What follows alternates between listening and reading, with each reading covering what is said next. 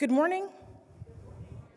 Okay, y'all have got to do better than that. I know it is 8 o'clock in the morning. I haven't had coffee. You all have cups of.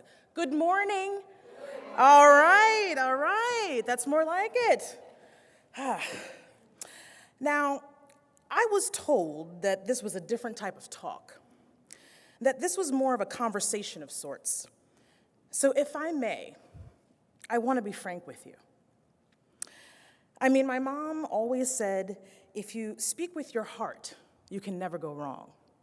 And so today, I'm going to do exactly that. Folks, this work that we do, it's not easy. It's really, really hard. And I don't mean difficult in the way that you may be thinking. It's not hard because of the constant search for that grant gold that you hope you will fund, that will fund and sustain your research. It's not difficult because of the publish and perish grind. And it's not hard because of the challenge of being a community-based researcher whose job entails translating the wants and needs of the community to the world of research and translating the world of research to the community. The work is hard because of the way that I feel about it.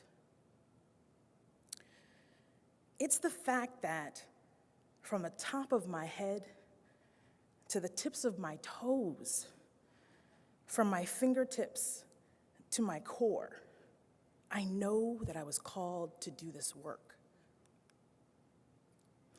In fact, I can tell you the exact moment that it happened, the exact moment that I knew the path that lay before me. It was when I met Edna. I was living in Boston at the time, working side by side with families who were surviving the homicide of a loved one. I was working with them for the purpose of developing violence prevention programs. And Edna's son had just been murdered. A bunch of us who worked with Edna attended the funeral to pay our respects. I entered the church, and as I approached Edna, I extended my hand and said, "I'm so sorry for your loss." Edna looked at me with disdain, and she said, "I didn't lose my son. He was taken from me." Her words struck me. They struck me to my very core. And it was in that moment, that very moment, that I just knew I was called to do this work.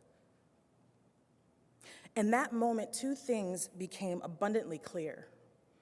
If I, as a trained social worker, even with the best of intentions, didn't know how to comfort her or support her, how equipped were other service providers? And how would Edna cope with the murder of her son? Unfortunately, Edna is one of many African Americans struggling to survive the homicide of a loved one. African Americans experience homicide violence at higher rates than any other racial group in the United States.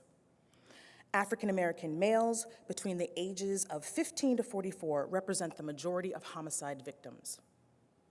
And research suggests that for each homicide victim, 7 to 10 family members are left behind struggling to cope with the murder of their loved one. It's been 16 years since I first met Edna. I would later see Edna at the funeral of her second youngest son, who had also been murdered. I never got the opportunity to tell her that her personal, painful, and yet powerful declaration moved me.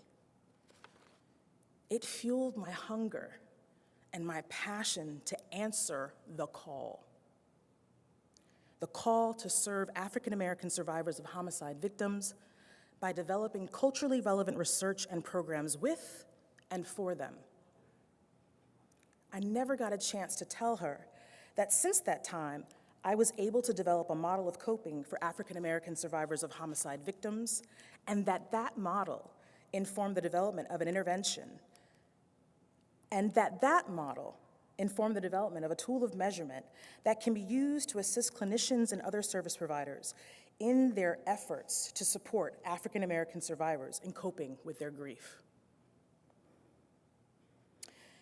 If our paths were to cross today, I would tell her that despite the seemingly endless number of homicides that have occurred since we last met, despite the number of African Americans murdered at the hands of police, and the countless family members and friends left behind struggling to make sense out of that which is senseless, I will always, always answer the call. The work that remains I see vividly in my dreams. They are nightmares for some whose dreams have been shattered by the epidemic of homicide violence in their communities, and the ripple effect of grief that ensues that affects all aspects of a survivor's mental, physical, and spiritual well-being. They're very real. But I will answer the call by dreaming for them. I dream a world where homicide, violence, in marginalized and disenfranchised communities of color is the exception and not the rule.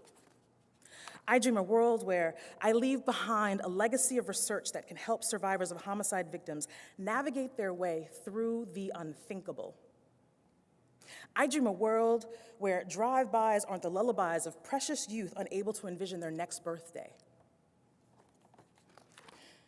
I dream a world where, in the days, weeks, months, and years that lie ahead of us, as we continue to be challenged in our efforts to uphold our ethical principles that reflect our profession's core values, that we, individually and collectively, through our research, the development of policy, our teaching and practice, that we will answer the call. I dream a world where we answer the call by not forgetting Edna, and also not forgetting the Eric Gardners, the Trayvon Martins, the Sandra Blands, the Michael Browns, the Freddie Grays, and the countless Black homicide victims who appear daily in the back pages of our newspapers. I dream a world where, in honor of their memory, we allow them to dream bigger than we could have ever imagined. Thank you.